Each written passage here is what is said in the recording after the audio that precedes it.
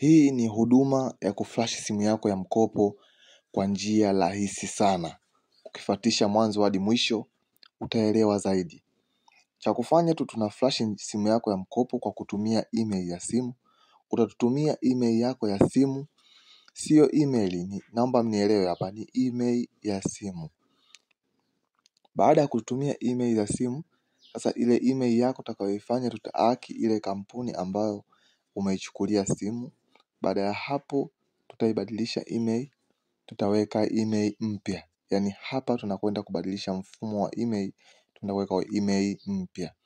Baada ya kuweka email mpya, kule simu yako watakuwa kila wakitraki wanakuwa hawaioni. Kwa sababu simu nyingi za mkopo wanatumia kufungia simu yako kwa kutumia njia ya email. Email ndio inajenerate simu yako ya mkopo, na kila simu ya mkopo lazima iwe na email. Kwa baada ya kubadilisha email, inakuwa step namba 1 tumeimaliza. Vile vile katika malipo yetu utakapotupigia, utalipa kiasi nusu cha kile utakachotajiwa. Kwa kama simu ya Samsung utajua bei yake, utalipa nusu, utatuma na email. Vile vile ndani ya dakika 15 kazi yako inakuwa imeisha. Kama hauna hivyo vigezo, tafadhali usitupigie kwa sababu wateja ni wengi. Vile vile hatuna muda mwingi wa kukaa chini kumuelewesha mtu kiundani. Cha kufanya tu wewe ni kutupigia simu. Baada ya kukupa maelekezo, utatutumia email yako ya simu.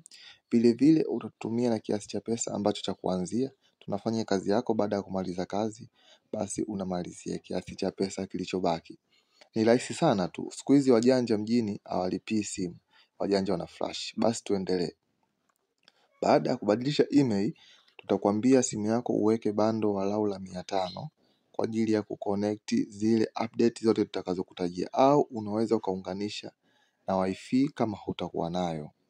Baada ya hapo utaitumia kwa njia ya reboot system, yani batani ya kuongezea sauti na batani ya kuzimia, ili tupate sehemu ya kuandika, kukupa password ambazo ni passkey za kuunlock your mobile phone. Yani hapa kwa wale mafundi simu itakuwa wananielewa, na kama hujanielewa basi na hizo namba nitakazo kutumia kwa ajili ya kuunlock simu yako.